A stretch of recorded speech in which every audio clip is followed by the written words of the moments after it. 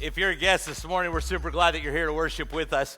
As a church, it's our vision to connect people to Jesus and love our community. A couple weeks ago, we started into this Party People series. And we've been talking about how God is really this God of joy. There's this lost element of joy within the church today, and really a side of God that we don't look at a lot. We started out together looking at these Old Testament festivals, these parties that they had every year to celebrate the different things that God had done. And we learned together that celebration is the language of heaven. Celebration is the language of heaven, and if that's what we're invited to, then we probably should start now. Last week we talked about this story of this guy named Levi, this tax collector. Everybody hated him, and Jesus calls him to come and follow him, and then he goes to his house, and they have a party with all of Levi's friends who was not like Jesus or any of the Jewish people, but Jesus went, and the Jewish people got mad. You see that sometimes celebrating what God is doing and living in joy for some of us is really hard because of the church that we grew up in. Because of the understanding of church or religion that we grew up in. We never talked about God as joy. We never lived in joyful celebration. And so for some of us, it's difficult for us to imagine the church being a party. We talked about how when Jesus calls Levi and then they have a party a little bit later on, Jesus tells this story about this great banquet, and it's this challenge that if we're going to celebrate, then we need to invite other people to come with us. We need to invite other people to celebrate as well. This morning, as we continue to talk about what it looks like for us to live with joy, it cannot be a selfish joy. It cannot be a joy that we keep for ourselves. Jesus, as he's going to tell some stories this morning, with these stories, he illustrates to the people he's talking to, as well as all of us, that joy should go someplace. Joy should reach out someplace. Joy should search for something. I want to pray, and we're going to jump right in. God, I'm thankful this morning for your church. I'm thankful that we can learn together. I'm thankful that we can live alongside one another in this life. And Father, I pray that in all of the good times, God, we will celebrate. In all of the painful times, God, that we will choose to still celebrate because of what you have done in our lives. Father, I pray this morning that you will ignite a passion in us, not to just hear what it is that we're hearing, but that we will live it. Father, that we will live it day in and day out. God, I'm thankful that because of Jesus and the forgiveness on a cross, we as sinful people can meet here each and every week with the hope of heaven. It's in your name we pray. Amen.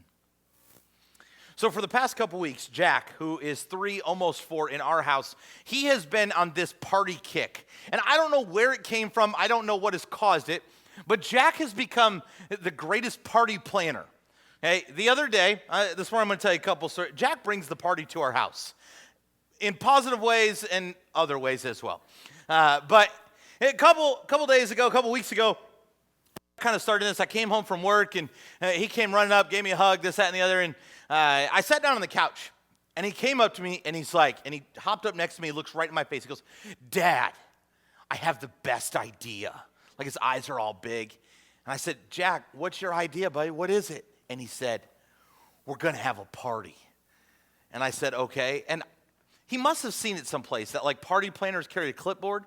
Because the first thing he always wants to do in this party planning mind of his is, we're going to get a clipboard, and then he goes from there. And so I said, "Okay, we're going to have a party. What's it going to look like?" He's like, "Well, we're going to get a clipboard, and we're going to invite our friends, and then with our clipboard," he says it like 4 times. I was like, "All right, I got the clipboard." He's like, "We're going to invite our friends and our neighbors and our aunts." His uncle's tough luck. The aunts made the cut, okay? But and our aunts, and we're gonna decorate, and we're gonna have a party. I said, "That sounds like a ton of fun, bud." I said, "What made you think of that?" "I don't know. I just want to have a party." I said, "All right, when's this party gonna be?" "Tonight." I look at my watch. It's like 5:15, and I'm like, and then you're like, do I kill all of his joy right now in this moment? But I know there's no way we're going to pull this off tonight. And so I said, "I love your party idea, but we're not going to be able to do it tonight." Oh. I said, "It's just too late." I said, "Our neighbors, they already have things planned, and our friends, they already have things planned, and your aunts are busy with your cousins, and it's not gonna work tonight. I said, but maybe we can do it in the future. Okay. I said, you just keep reminding me. Might have been the dumbest statement I ever made as a parent. But so a couple days later, Dad, I got an idea. 5:26. Probably not tonight, man. But he all of a sudden, he has this great enthusiasm to just throw this party. And I don't know where it came from, and I don't know what is keeping it going, but he just wants to have a party. And so the other day I asked him, I said, Jack, what is it that you love about a party? And he's like, cake. I'm like, you're mine. All right, good. And he's like, cake and presents and all the decorations. He's like, I just love a party. And I was like, I'm with you. I understand it. He has all this enthusiasm just to throw this party. And I mean, we know our neighbors. We don't know them super well, but he wants them to come. He wants everybody to come. And I wonder, friends, what it would look like if the church lived with the same enthusiasm to throw parties for people who are far away from Jesus. I wonder what it would look like if we really stopped just making all of these excuses and we just threw parties for people who are far away from Jesus and stepped out of our comfort zone. Well, I mean, man, I've got all this, the same way that I was like, oh, it's 5:15, probably not going to work. Immediately saying that, we're like, I don't know, it's 10:15, I don't know if we got enough time. And we start running through all the excuses in our mind of why it couldn't happen, but I wonder what it would look like. I wonder what it would look like if, as a church, we just started throwing parties for our neighbors and our friends and our aunts. And your uncles can come too. But we just lived in joyful celebration. If we lived consistently thinking of creative ways to connect those who are far from Jesus to become close to Jesus. I mean, I know we think about it right now, and I know that when we do something big as a church, we think about it. But what would it look like day in and day out? I mean, it's everything else on your schedule and your to-do list. If there was always this running track in your mind of how could I bring someone far from Jesus close to Jesus? If it was a consistent thought of our days. And while it seems a little bit ridiculous, the stories that Jesus tells to illustrate to all of the church people, the religious leaders of this day, they are about throwing a party. If you brought a Bible this morning, go ahead and open up to Luke chapter 15. Luke chapter 15. It'll also be on the screen, or if you have a Bible app on your phone, you can open it there. Luke chapter 15, Jesus, he is speaking. There is this whole string of all of these sinful people, and then there's all the religious leaders. And the religious leaders, they don't want anything to do with the sinful people. And so Jesus is stepping into the middle of this conversation, and the religious leaders are expecting him to call down the people that are living in sin, and kind of the opposite happens. And as Jesus tells these stories, my guess is this morning that there's going to be a lot of us that are going to be able to stand in one of these three stories. That we're going to be able to understand what it feels like to be lost or forgotten or dropped. My guess is as we read through these different stories this morning, maybe if it's not us, maybe it's our spouse, or maybe it's our siblings, or maybe it's our parents, or maybe it's one of our best friends. You see, we don't have to go too far to be able to relate to someone who's far from Jesus. Luke chapter 15, we're going to begin in verse 1. It says, now the tax collectors and sinners were all gathered around to hear Jesus. But the Pharisees and the teachers of the law muttered, this man welcomes sinners and eats with them. Then Jesus told them this parable. Suppose one of you has 100 sheep and loses one of them. Doesn't he leave the 99 in the open country and go after the lost sheep until he finds it? And when he finds it, he joyfully puts it on his shoulders and he goes home. Then he calls his friends and his neighbors together and says, rejoice with me. I have found my lost sheep. I tell you that in the same way, there will be more rejoicing in heaven over one sinner who repents than over 99 righteous persons who do not need to repent. The first story that Jesus tells is about a sheep. And I'm going to go out on a limb and tell you that the sheep in this story probably did not say to himself, I'm tired of these other 99 sheep. I'm going to blaze my own trail. He probably did not think to himself, I'm tired of this shepherd. And so I'm going in an opposite path. I'm creating a new sheep life for myself, and it's not going to be associated with all of those sheep and that shepherd, right? Probably didn't have that thought. What happened was the sheep has his nose to the ground, and as the shepherd is moving the sheep, this one not paying attention to where he's kind of going, just begins to drift off. And he just begins to kind of walk maybe in a little bit of an opposite direction. It's not giant steps. It's not drastic steps. It's just a little bit of a bend in the path. And it seems right and it seems comfortable. And he's looking down. And the next thing you know, the sheep is so far off course that he cannot see any of the other sheep or the shepherd. And the shepherd cannot see him. We probably either are or know someone that has wandered off at some point. Like they knew Jesus. They knew the hope of Jesus. And life kind of popped up and things became a bigger priority than Jesus. And all of a sudden they grew up and got older and finding a job and a spouse and having kids. And the next thing you know, you look up and you're like, oh, where am I? What's happening? And in that moment for some of us or even people we know, there's this thought process of thinking of the pain it takes to get back. Like, I don't know where to go. I don't know where everyone else went. You think of the pain of getting back to Jesus, of all of this wandering and all of the priorities that kind of went off course, and there's this pain involved of getting back. But you notice the way that Jesus tells the story? It's not all up to the sheep to get back. Because it's the shepherd that carries the sheep. Friends, that's what we can't miss. Is that we think it's all up to us to come all the way back to Jesus. But the shepherd leaves the 99, which seems a little bit ridiculous. Like you've got 99 more and you just lost one. Like you're still doing pretty good. But for the shepherd, he always is going to know he lost one. You see, and as the shepherd, he recognizes, I've got to leave these because I have to go find that one because we cannot lose one. And so he goes and he finds the sheep and it says he carries it, he puts it up on his shoulders and he carries it back. It's not all up to us because Jesus, it carries us back. We cannot forget about the promise of Jesus and just focus on the pain of getting back. You see, this party, it's just a party for one. Jesus looks at these religious leaders and he says, there's this incredible party can happen even when one person who's far away from Jesus comes close to Jesus. There's a party in heaven. And friends, I don't know what a party in heaven looks like, but I bet it's a little bit more than an applause.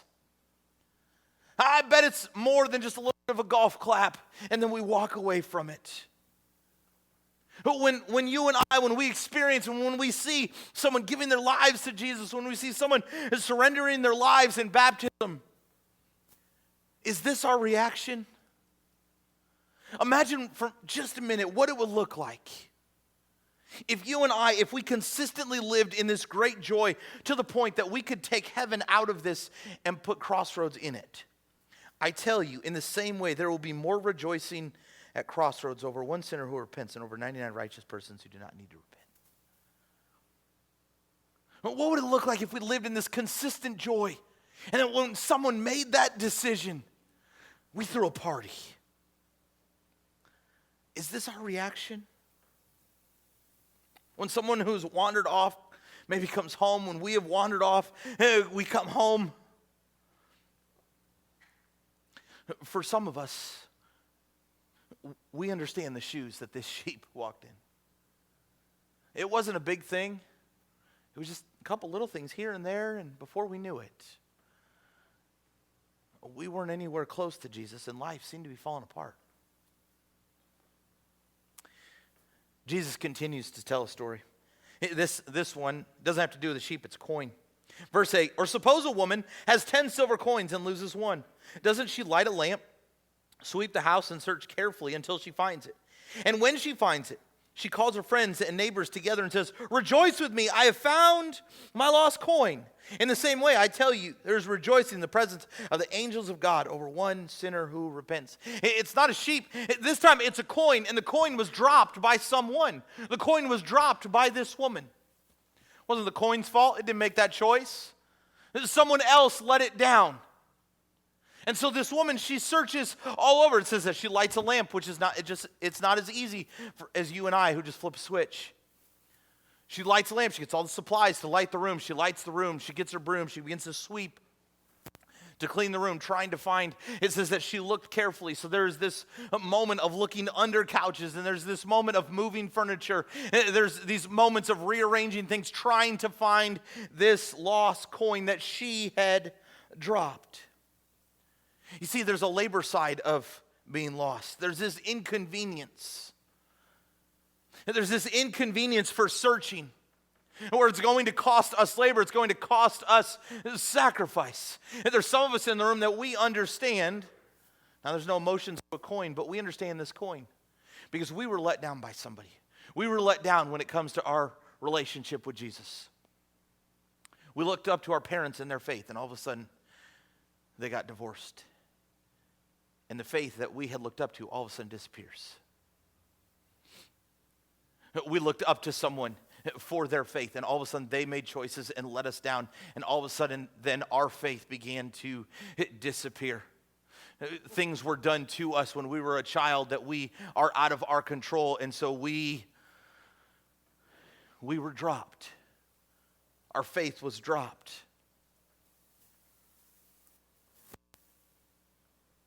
But there's someone that is searching. You see, there's a labor side of lost.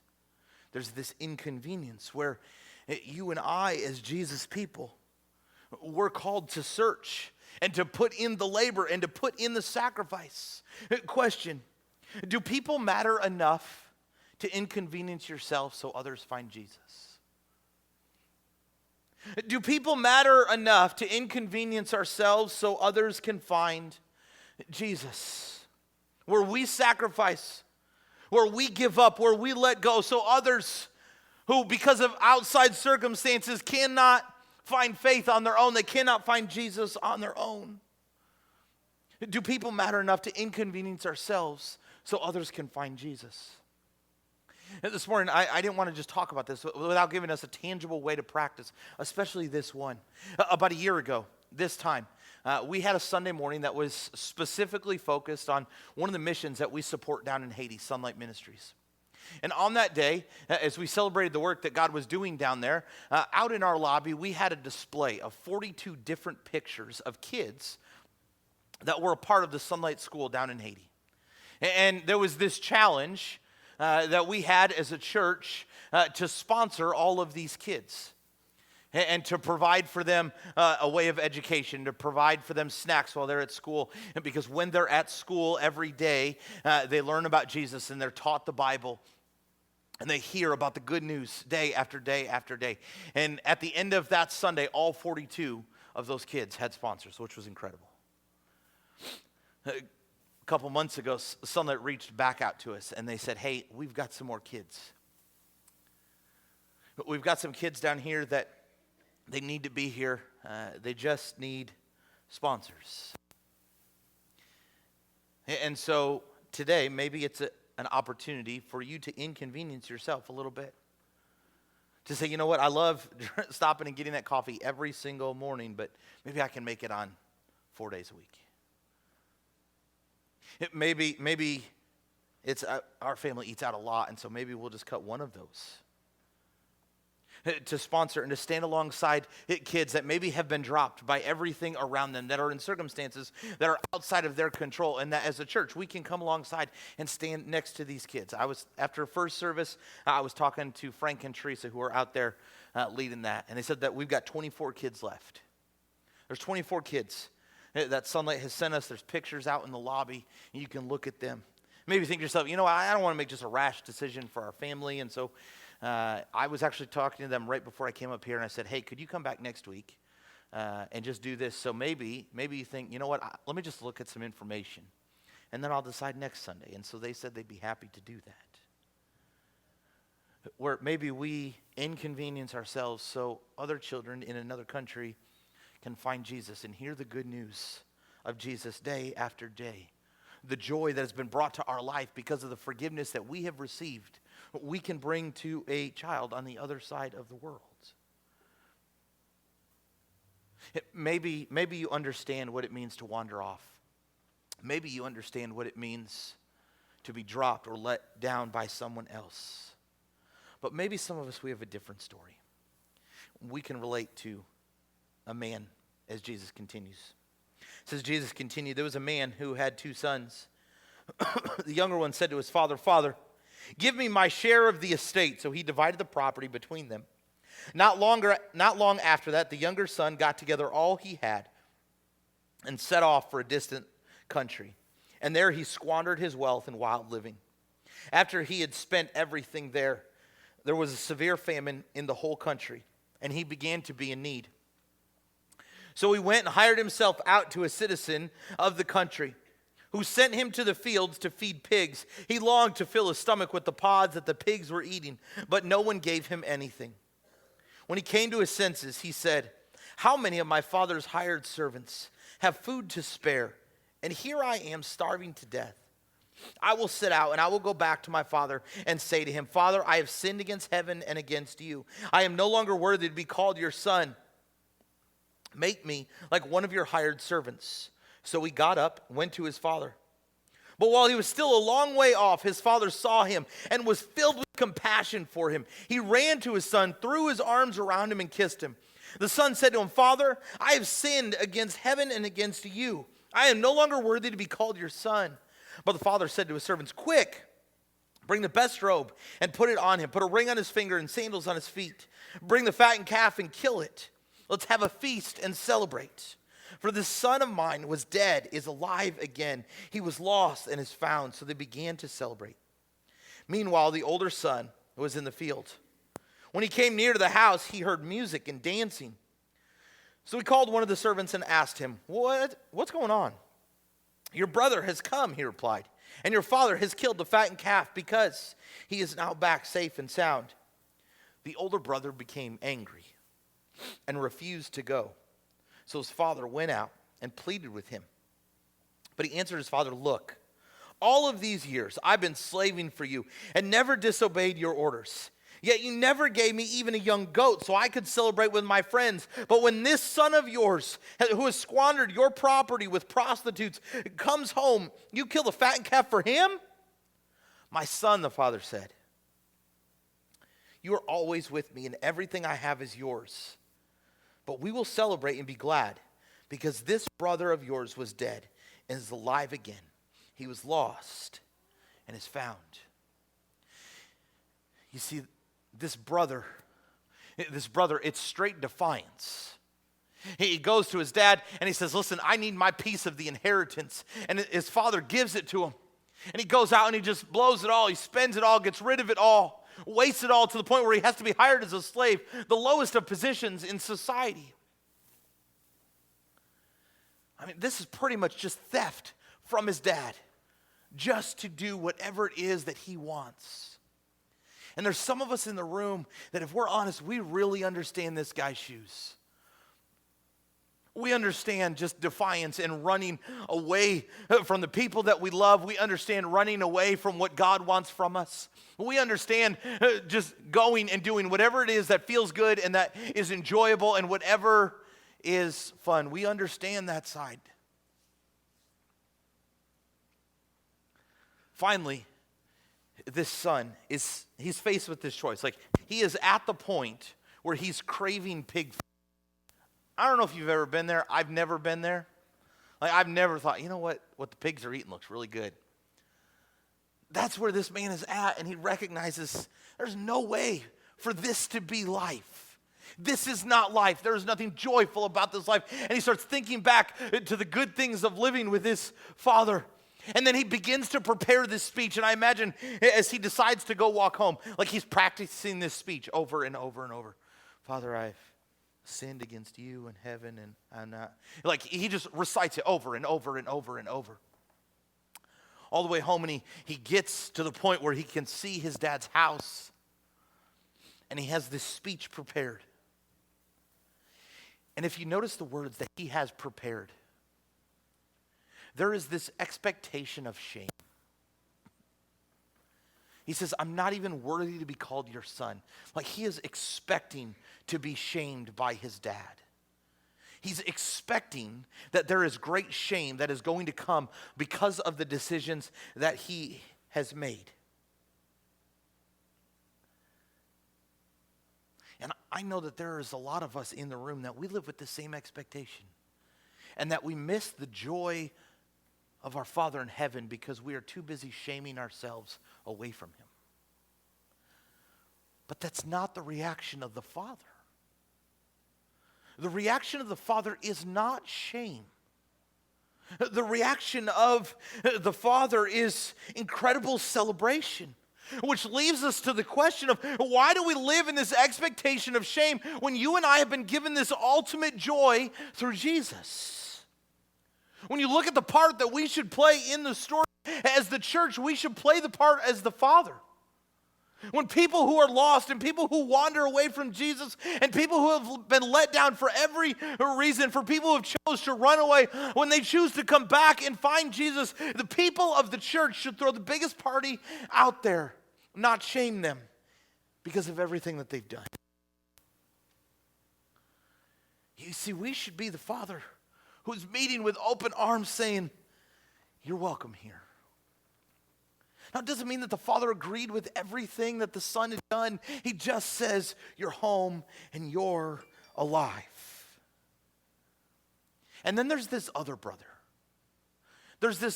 And he's out in the field, and he gets close to the party, and he wonders, what on earth is going on?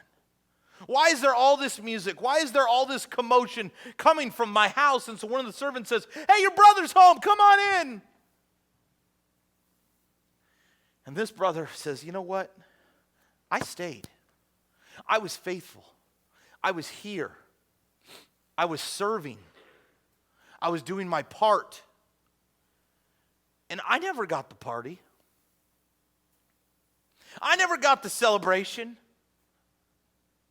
And there's a lot of times in the church where for those of us, we're here every week and we're serving and we're participating. After a while, we think to ourselves, listen, we're always throwing parties for people who are outside. What about the people who are here? Friends, the truth is there was a party for us. Jesus did throw a party for us because at one point we were lost too. And we think to ourselves, you know, I'm here every Sunday and I serve someplace and I'm in a life group and I give when the offering plates are passed or online and, you know, I do my part and I'm here every week and I've never given up and I've not walked away in good times and in bad, but I don't know where the party is for me. And the truth is that there has already been a party for you and for me because we were lost too. You see, the problem with this brother is he is just looking at the pain of the situation and he is forgetting about the promise of forgiveness. He's just looking at the pain that it has caused him. He's looking at the pain of what it has caused his family, and he's missing out. He's missing out on the promise of forgiveness. He's missing out on the promise of the good things that is going to happen to his family in the future. And friends, that's our truth for this morning. Our celebration is always defined by promise, not pain. Our celebration is always defined by promise, not pain. 1 Thessalonians chapter 5, verse 16 through 18, it says, "Rejoice always. Pray continually, give thanks in all circumstances, for this is God's will for you in Christ Jesus." Well, Matt, I've kind of been wondering, I don't know what God's will is for my life. How about we start here? Rejoice always, pray continually, give thanks in all circumstances, because of what Jesus has done for us. Matt, you don't know the pain in my life. I don't know the pain in your life, but I do know the promise of Jesus, that you're not alone in it, that you're not by yourself in it, and that he is forgiving you through it. Rejoice always, pray continually, and give thanks in all circumstances. Our celebration is always defined by promise, not pain. As the sheep is lost, the shepherd goes and finds him because of the promise to keep everything together. As the coin is lost, the woman searches because of the promise of keeping all of the coins together. As the son is lost, he comes home because of the promise of his father. Not the pain. Our celebration is always defined by promise, not pain, because of the promise that Jesus gives us for eternity. I told you earlier that Jack always brings the party to our house for good reasons, and then in other ways that try every bit of patience as a parent. So a couple weeks ago, it was evening, it was dark out. Emily had Jack in the car, as well as Maggie. I had the two bigs, and we were someplace else. They got home, and Emily had groceries, and she had Maggie, and so Jack wanted to help. He really wanted to help, and so Emily said, "Can you carry the key in for me and set it on the table?" And he said, "Yeah." And so he takes the key inside, and Emily gets everything else. The next morning, our morning schedule is Emily has to go to the bakery early to work, and so I get the kids ready, and then I drop them off at all their spots. And so I go out to the van, and I look, and there's no key. And so I walk back inside, and I look on our key hook right inside our door, and there's no van key. Right now, we only have one van key, and there's no van key on the hook or in the car. And so I walk back outside, and I kind of look at the normal spots where we set stuff down, and it wasn't there either. And so I walked back outside, and I said to Reagan, I said, "Hey, Reagan, do you know where the key to the van is?" And she was like, "No." And so I said to Levi, I started working my way down if maybe they might know. I said, "Levi, do you know where the van key is? We really need to go." "No, I've not seen it." "Jack, you know where the van key is, buddy?" "Nope." I said, "Okay." I said, "Maggie, do you know where I didn't want to. And so I call Emily. I said, "Hey, do you know where the van key is? We're needing to go." And she said, "No." And I said, "Okay." She said, "No." She goes, "Is it on the table?" So I went back in. I looked at the table again, and I said, "No, it's not here." And she said, "Well, I had Jack carry it in yesterday, and he's supposed to set it on the table."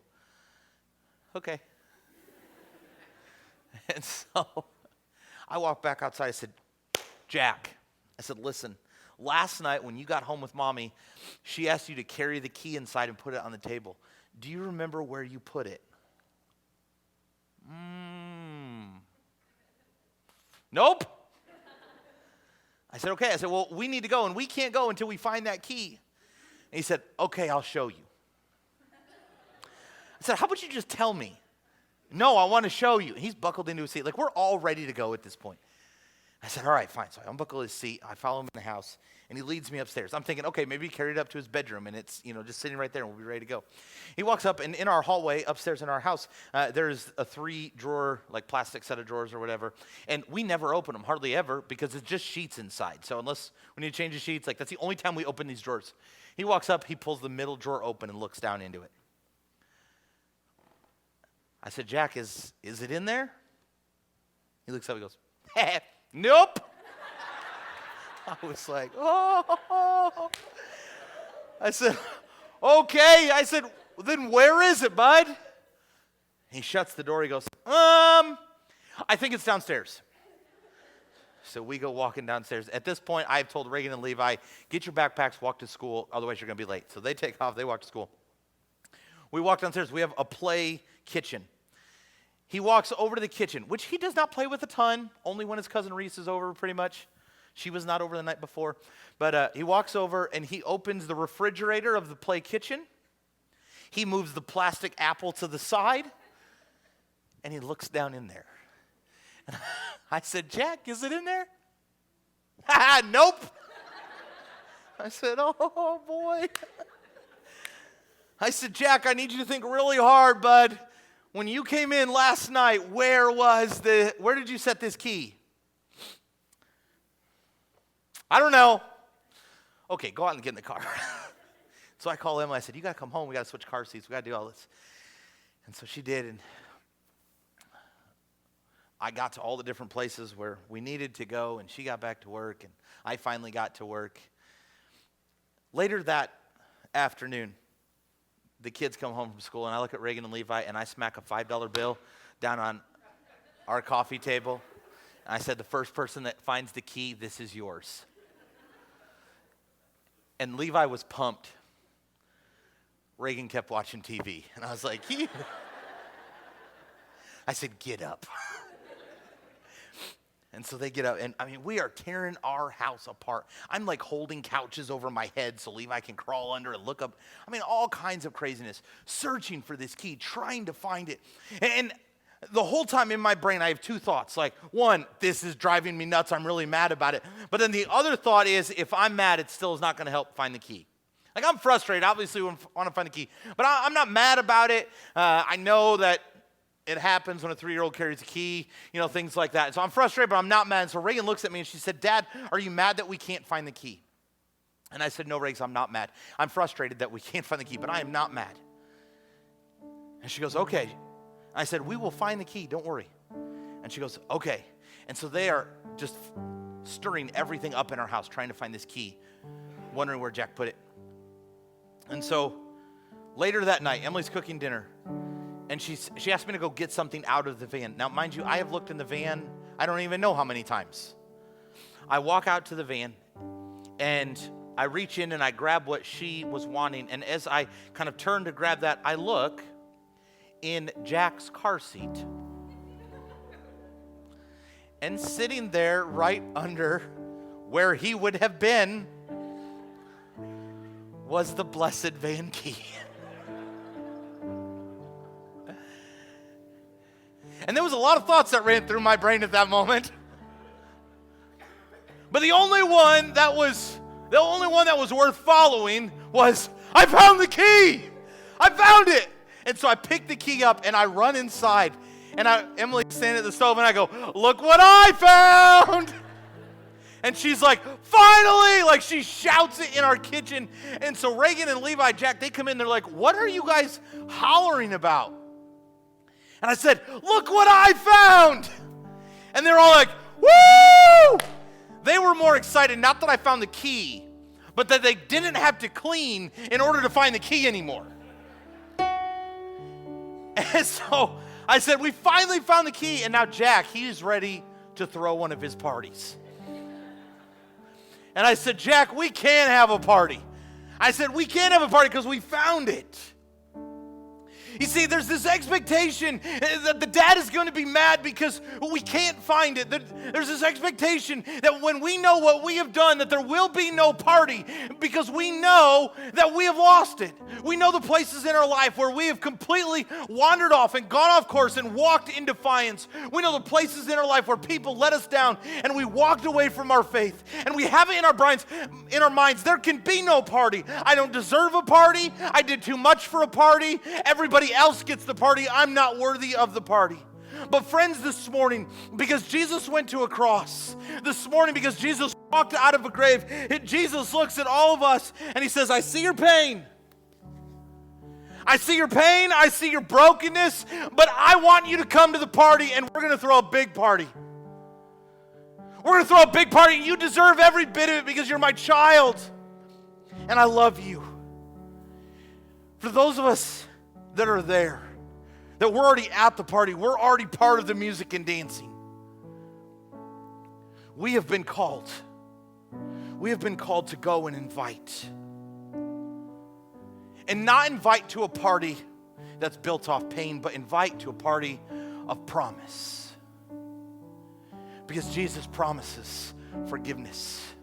And he promises heaven when we come home to the party. This morning, have you wandered off?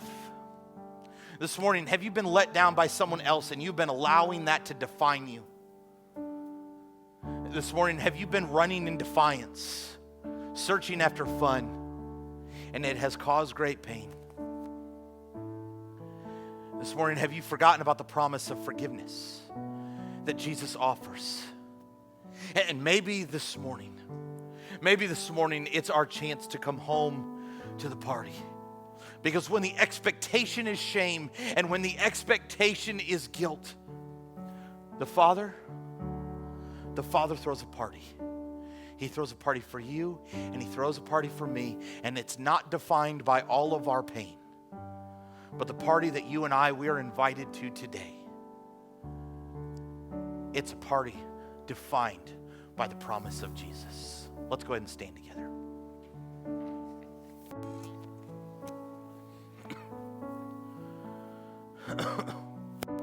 We're going to spend some time in worship. But we're going to spend some time celebrating the good things that Jesus has done for us. This morning, we're going to worship together. There's some of us that we know full well what it means to wander off. And that's where we feel right now. Other things became a bigger priority. And we've just kind of slowly drifted away. And this morning, maybe we come back to the party. There's some of us that people have let us down, and we feel lost because of it. We've been hurt, we've been broken by others. And maybe this morning, if that's us, we recognize that we have a Father that is searching for us. Maybe this morning, as we worship, we recognize I'm this brother. I've been running, trying to find every way to mask pain, trying to find every way to enjoy life. I've made it all about me. And life right now is way more about pain than it is about the promise of Jesus.